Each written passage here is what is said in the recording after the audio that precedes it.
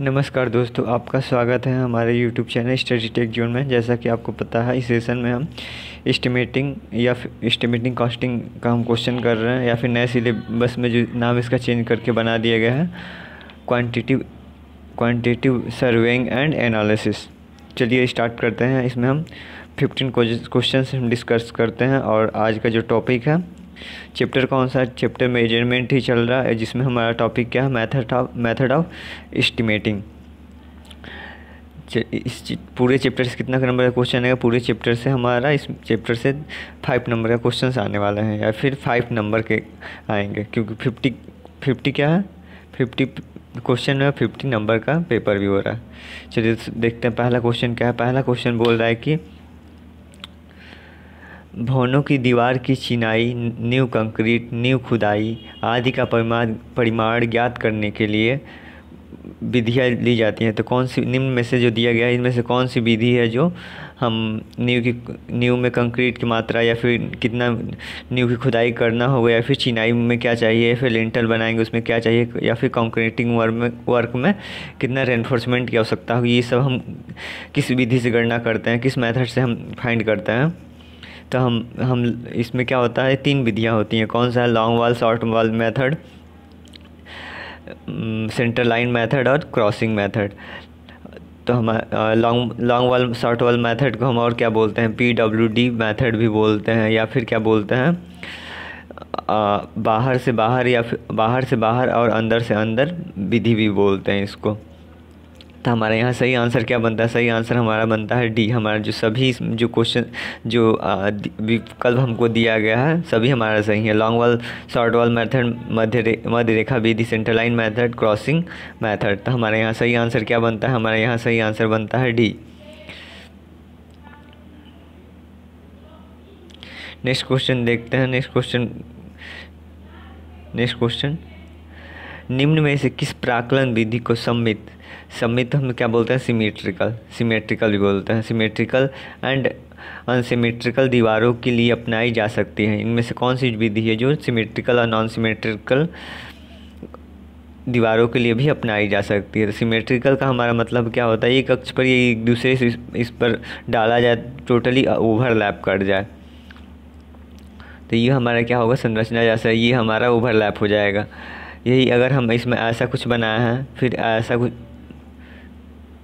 ऐसा कर देते हैं, इधर कुछ और बढ़ा देते हैं, तो ये हमारा क्या हो जाएगा? सम्मित हमारा नहीं रह जाएगा। तो यहाँ बोला सिमेट्रिकल और नॉन सिमेट्रिकल के लिए दोनों ही कौन सी विधि अपनाई जाती है, कौन सी विधि ईजी होती है? तो long wall, short wall method symmetrical और नॉन सिमेट्रिकल दीवारों के लिए अपनाई जा सकती है। मध्य रेखा विधि स्पेशली सेंटर लाइन मेथड किसमें बहुत अच्छा काम करता है और बहुत ईजी हो जाता है, तो यह सिमेट्रिकल में ईजी हो जाता है। कुछ हम क्या करते हैं, इनके जो कुछ माप हम अगर सिमेट्रिकल नहीं है तो उस समय भी हमको ये इजी पड़ता है। कुछ हम माप सेंटर लाइन मेथड से फाइंड कर लेते हैं, और जो सिमेट्रिकल नहीं है उसको हम long wall, short wall method से यूज कर लेते हैं। नेक्स्ट क्या है? Crossing method. क्रॉसिंग मेथड में क्या होता है? क्रॉसिंग मेथड में हम जब हमारा नींव की गहराई सब सेम रहता है, उस समय हमको इससे ज्ञात करने में इजी रहता है। लेकिन इन दोनों की जो वैल्यू होती है, long wall, short wall method, मध्य रेखा विधि, इन दोनों की वैल्यू इक्वल आती है, लेकिन क्रॉसिंग मेथड वाली क्या हो जाती है? थोड़ा सा डिफ़र कर जाता है। अब हम आते हैं क्वेश्चन क्या बोला। क्वेश्चन पूछा सम्मित और असम्मित दीवारों के लिए अपनाई जाती है, तो कौन सी विधि अपनाई जाती है? Long wall, short wall method. इसीलिए इसे PWD विधि भी बोलते हैं, PWD मेथड। निम्न में से प्राकलन कौन सी विधि को PWD प्राकलन विधि बोलते हैं? हमें क्वेश्चन आ गया था, हम किस विधि को हम PWD विधि बोलते हैं? ये हमारे यहाँ सही आंसर क्या हो जाएगा? ये long wall, short wall method को हम क्या बोलते हैं? PWD विधि, पब्लिक वर्क्स डिपार्टमेंट मेथड भी बोलते हैं इसे। नेक्स्ट क्वेश्चन देखते हैं। नेक्स्ट क्वेश्चन क्या पूछा है? नेक्स्ट क्वेश्चन पूछ रहा है कि long wall, short wall method के लिए निम्न में से कौन सा कथन सत्य है? Long wall, short wall method के लिए कौन सा कथन सत्य है? बोला पहला बोला कि लंबी दीवार की नींव में की कुल लंबाई बराबर होती है कुर्सी तल पर लंबी दीवार की बाहर से बाहर लंबाई, यहाँ क्या है? यहाँ प्लस है, बाहर से बाहर लंबाई प्लस इसी दीवार के दोनों तरफ कुर्सी और नींव के खसके। तो हमारा ये हमारा सही कथन है। इसमें ऐसा अगर हम बनाते हैं तो हमको पूछ रही है यहाँ लॉन्ग वाल, ये वाला क्या हो जाएगा, लॉन्ग वाल हो जाएगा। ये हमारा लॉन्ग वाल हो गया, ये हमारा शॉर्ट वाल हो गया। सामान्यतः जो हमारे क्या होता है ऊर्ध्व होता है, और हमारे वर्टिकल जो होता है उसको हम शॉर्ट वाल लेते हैं, जो हमसे हॉरिजॉन्टल होता है उसको लॉन्ग वॉल लेते हैं। इसमें बोल रहा है कुर्सी तल पर लंबी दीवार की बाहर, ये वाला हम क्या करते हैं पूरा जो ये इधर खसका निकला रहेगा न्यू में उसको भी ऐड कर लेते हैं, और किसमें हम लंबी दीवार की कुल लंबाई में, इस वाले पोर्शन में, इसमें। और तो हमारा पहला कथन तो सही हो गया। अगला देखते हैं, छोटी दीवार में न्यू की कुल लंबाई हमको बोल रहा है। तो ये वाली इसकी लंबाई क्या होगी, तो इसमें हम क्या करेंगे, इसको जो हम इसमें इसके जो खसका क्या करेंगे, कुर्सी तल पर छोटी दीवार, एक सेकेंड, कुर्सी तल पर छोटी दीवार के भीतर से भीतर लंबाई जो ये हो गया, ऐसे हो गया ना, ये हमारा हो गया। तो इसके लिए बोल रहा है, क्या बोल रहा है, इसके लिए छोटी दीवार के भीतर से भीतर लंबाई लेंगे इसको। उसके बाद बोला इससे माइनस सटे हुए लंबी दीवार की दोनों कुर्सी के खसके, तो ये वाला जो वाल होगा इसकी जो खसके इस बढ़े होंगे इस साइड में, उसको हम क्या करेंगे माइनस कर लेंगे, कुर्सी को माइनस कर लेते हैं। अगर ये हमारा 5 है, ये 4 है, तो हमारा ये क्या हो जाता है 4 से कम हो जाएगा, ये 5 से बढ़ जाता है। तो हमारा यहाँ कथन ए भी सही हो गया, बी भी सही है। नेक्स्ट क्या बोला, out to out and in to in, मतलब मेथड भी इसको बोलते हैं। इसके बाहर से बाहर और अंदर से अंदर विधि भी इसको बोलते हैं, क्योंकि ये वाला हम बाहर से बाहर पूरा लेते हैं और ये अंदर वाला केवल अंदर ही लेते हैं। तो इसको हमारे यहाँ तीनों कथन हमारा सही होगा, क्या हो गया, तीनों हमारा कथन सही हो गया। तो हमारा सही आंसर क्या हो जाएगा, उपरोक्त सभी ये इस संदर्भ में short wall long wall short wall method के संदर्भ में सत्य हैं। नेक्स्ट क्वेश्चन देखते हैं, मध्य रेखा विधि सेंटर लाइन मेथड बोल रहा है कि सेंटर लाइन मेथड के बारे में कौन सा कथन सत्य है, पूछ रहा है। इसमें से सत्य है तो दीवार की लंबाई, न्यू कंक्रीट, न्यू कुर्सी, अधिरचना यानी सुपर स्ट्रक्चर, जो ज़मीन के नीचे रहता है, ढका रहता है, नहीं दिखाई देता, उसे क्या बोलते हैं, अधः संरचना, सब स्ट्रक्चर बोलते हैं। जो ज़मीन के ऊपर रहता है उसको क्या बोलते हैं, सब सुपर स्ट्रक्चर बोलते हैं। कि मान समान होती हैं, तो जो हम मध्य रेखा लाइन सेंटर लाइन मेथड है, इसमें बोल रहा है कि दीवार की लंबाई हमें इसमें समान होती है, हमेशा ही ऊपर तक समान होती है, और इसमें बस क्या बदलता है, इसकी चौड़ाई से हम बढ़ाते जाते हैं। नींव पर जो चौड़ाई है, ब्लॉक के बाद ऊपर जो खसका आएगा, उसके बाद प्लिंथ लेवल पे, उसके बाद हम सुपर स्ट्रक्चर वाल के हम उसके बी का मान चेंज करते रहते हैं, उसके हम चौड़ाई का मान चेंज करते रहते हैं, और उसका डेप्थ और हाइट का मान बस चेंज होता है। और जो इसमें क्या होता है, लेंथ क्या होता है, स्थिर रहता है, लेंथ में चेंज नहीं होता था। हमारा पहला कथन यहाँ सत्य होगा। फिर बोल रहा है प्रत्येक संगम पे, संगम इसको बोलते हैं, ये वाला संगम, प्रत्येक संगम जो टी यहाँ टी जैसा बनना था, टी जंक्शन बोल दिया, पर आड़ी दीवार की लंबाई में से मुख्य दीवार, आड़ी दीवार हमारे क्या हो गई, ये हो गई, मुख्य दीवार की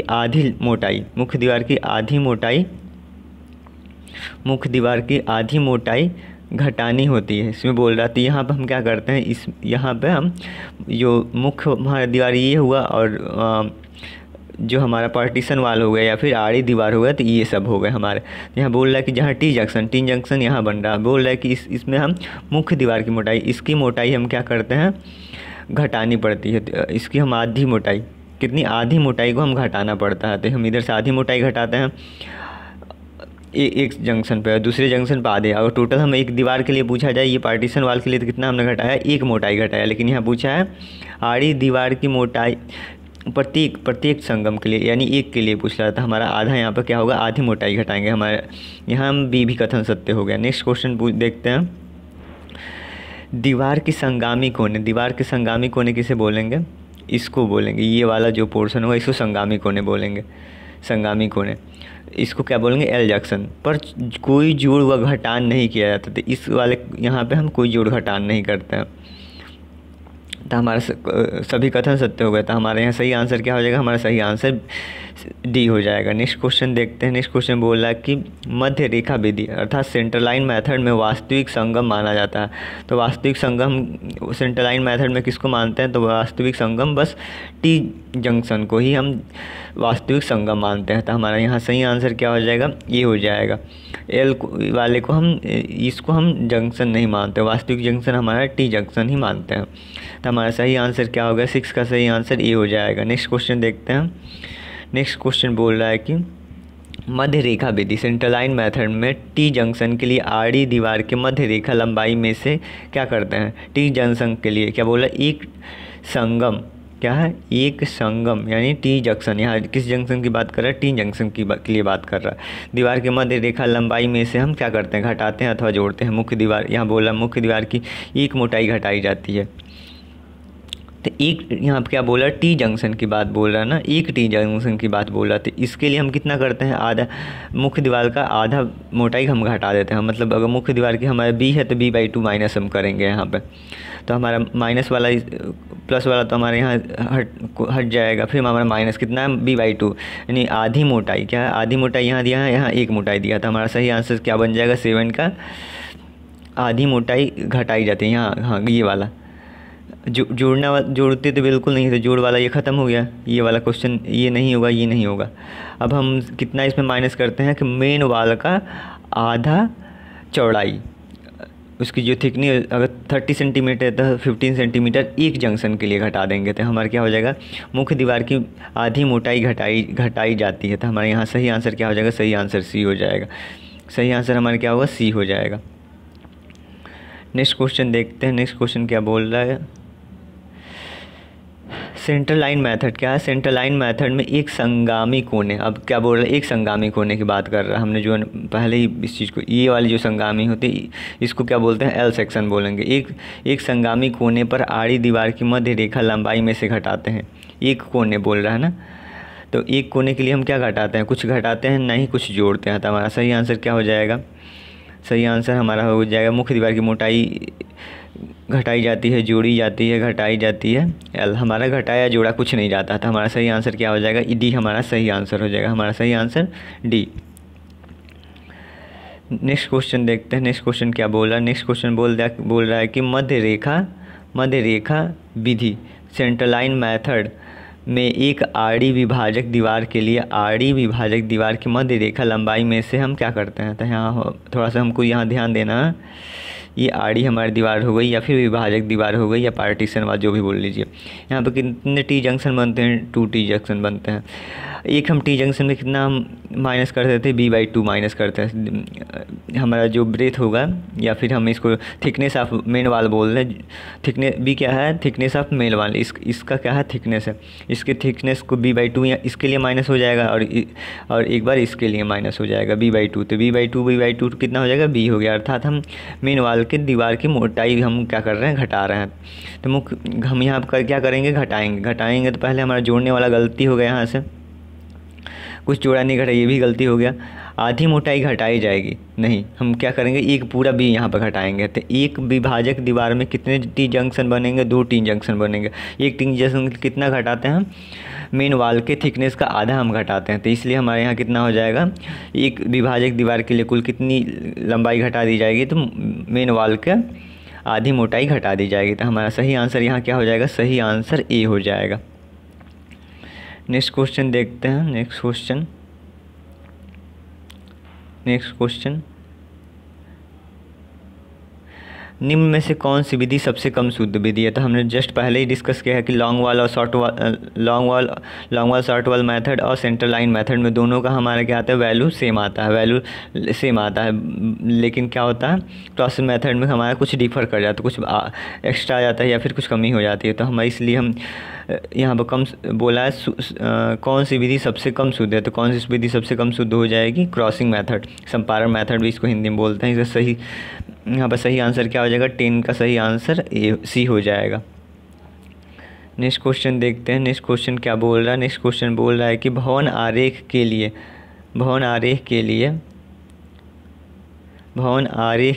मानक पैमाना लिया जाता है। तो भवन आरेख के लिए मानक पैमाना क्या लिया जाता है, 1 सेंटीमीटर इक्वल टू 0.5 मीटर से लेकर 1 centimetre equal to 2 metre 2 metre. तो हमारे यहाँ कोई आंसर नहीं दिख रहा है, तो हम थोड़ा सा हम इसको और सिंपल करेंगे। तो यहाँ क्या होगा, 0.5 को हम 100 से मल्टीप्लाई कर दिए। क्या कर दिए, 0.5 को 0.5 मल्टीप्लाई 100, क्योंकि 1 मीटर में 100 सेंटीमीटर हमारा होता है। तो यहाँ क्या हो जाएगा, 50 हो जाएगा, 50 होगा। इस क्या लिखेंगे, इसका क्या हो जाएगा, इसको हम क्या लिख सकते हैं, एक संबंध है 50। और वैसे इसको क्या करेंगे तो क्या हो जाएगा, 150। हमारे यहाँ से हम एक का ही देख के आंसर बता सकते हैं कि ये हमारा सही हो जाएगा। 2 सेंटीमीटर, 2 मीटर का क्या हो जाएगा, 2 मल्टीप्लाई 100/1।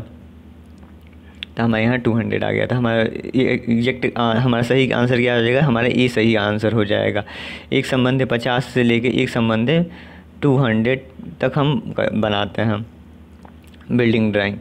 नेक्स्ट क्वेश्चन देखते हैं। नेक्स्ट क्वेश्चन क्या है, नेक्स्ट क्वेश्चन पूछ रहा है कि प्राक्कलन एस्टिमेटिंग में मदों की गणना का उपशीर्षक सही का सही क्रम है। हम क्या करते हैं, जब एस्टिमेटिंग बनाते हैं तो उसमें हम वर्क का हम गणना करते हैं। अर्थ एक्सकेवेशन हुआ, कंक्रीट हुआ, मशीनरी हुआ, वुड वर्क हुआ। तो इसका हम पूछ रहे हैं कि कैसे क्रम में करेंगे, पहले हम सीधा नींव करेंगे फिर छत पे चलेंगे, ऐसा तो नहीं होगा ना। तो इस चीज़ का उसी का हमको क्रम पूछ रहा था। हमारे यहाँ देखते हैं मृदा कार्य हुआ, फिर कंक्रीट हुआ, फिर चिनाई कार्य हुआ, वुड वर्क हुआ, ये सही है। लौ इस्पात हुआ, उस हम क्या करते हैं, खिड़की दरवाज़ा इस सब का काम करेंगे, फिर रूफिंग वर्क करेंगे, छत का कार्य करेंगे, फिर हम लास्ट में क्या करेंगे, फ्लोरिंग कार्य करेंगे। तो हमारा ये भी सही है। फिर हम क्या करेंगे, दीवारों को प्लास्टरिंग करेंगे, पॉइंटिंग करेंगे। दीवार का क्या होता है, जो हमारा जॉइंट होता है उसको हम थोड़ा थोड़ा खुरुज देते हैं उसको हम, और उसमें हम फिर सीमेंट अच्छे से लगाते हैं तो उसको पॉइंटिंग बोलते हैं। फिर हम दीवार के साथ थोड़ा फिनिशिंग करेंगे उसको, फिर और विविध कार्य आ जाते हैं। उसके बाद जो भी जैसे जुड़नागार हो गया है, फिर अपना ये नाली का पाइप लगाना, ये सब कार्य आ जाते हैं हमारे विविध कार्य में। बिजली का कार्य करना आदि आ जाते हैं। तो हमारे यहाँ क्या हो जाएगा, सभी हमारे जो तीनों दिए हुए तीनों हमारे क्रम में सही दिए हुए, उपशीर्षक के सही क्रम दिए हुए। तो हमारा सही आंसर क्या हो जाएगा, उपरोक्त सभी हो जाएगा। हमारे यहाँ डी आंसर सही हो जाएगा।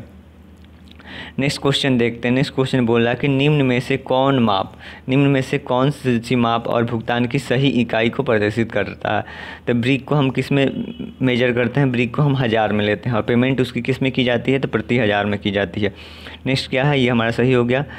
पत्थर की गिट्टी होती है वो घन मीटर में ली जाती है, और उसका पेमेंट कितना होता है, घन मीटर में होता है।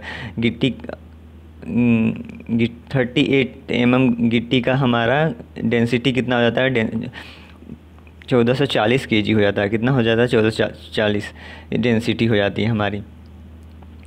बालू पूछ रहा है, बालू का हम मापन किस में करते हैं, घन मीटर मापते हैं, उसका पेमेंट किस में करते हैं, प्रति घन मीटर में करते हैं। नेक्स्ट क्वेश्चन घन मीटर में करते हैं। तो हमारे यहाँ तीनों सही हो जा रहा है, इसका मतलब हमारा सही आंसर क्या हो जाएगा, सही आंसर डी हो जाएगा। सही आंसर कौन सा हो जाएगा, सही आंसर डी हमारा सही आंसर हो जाएगा। नेक्स्ट क्वेश्चन देखते हैं। नेक्स्ट क्वेश्चन पूछ रहा है कि एक क्यूब मीटर में एक क्यूब मीटर में माइल स्टोन का वजन कितना होता है। हमसे अदर लैंग्वेज में बोले तो क्या, माइल स्टोन की डेंसिटी हमको बतानी है। माइल स्टोन की डेंसिटी कितनी हो जाएगी, 7850 kg हो जाएगी। क्या हो जाएगी, 7850 kg हो जाएगी। या फिर हम इसका बोल सकते हैं 7850 क्विंटल हो जाएगा, 78.50 क्विंटल। और हम केजी में कितना हो जाएगा, 7850 kg हो जाएगा हमारा। 1440 क्या होता है, 38 mm गिट्टी का क्या होता है, डेंसिटी होता है। सीमेंट की डेंसिटी कितनी होती है, 1 क्यूब मीटर सीमेंट का डेंसिटी कितना होता है, सीमेंट की डेंसिटी हो जाती है 0.0347 होती है। या फिर इस हमारे इतना हो जाता है। नेक्स्ट क्वेश्चन देखते हैं। नेक्स्ट क्वेश्चन पूछ रहा है कि 1 क्यूब मीटर में ब्रिक की संख्या कितनी होती है। 1 क्यूब मीटर में ब्रिक की जो हमारे नॉमिनल लेते हैं, या फिर क्या बोलेंगे, मॉड्यूलर हमारा जो ईंट का साइज़ होता है, मीट्रिक ईंट प्रणाली जो होती है साइज़ होती है, उसका हम कितना लेते हैं, 1 क्यूब मीटर में ब्रिक की संख्या हमारी कितनी होती है, 500 हो जाती है। कितनी हो जाती है, 500 हो जाती है। तो हमारा सही आंसर क्या हो जाएगा, 5 हो जाएगा। आपको वीडियो अच्छा लगा तो लाइक कीजिए हमारे वीडियो को, और हमारे चैनल को सब्सक्राइब कीजिए। तब तक के धन्यवाद। नेक्स्ट वीडियो आप यहाँ से देख सकते हैं, आई बटन को क्लिक करके यहाँ से नेक्स्ट वीडियो आप देख सकते हैं।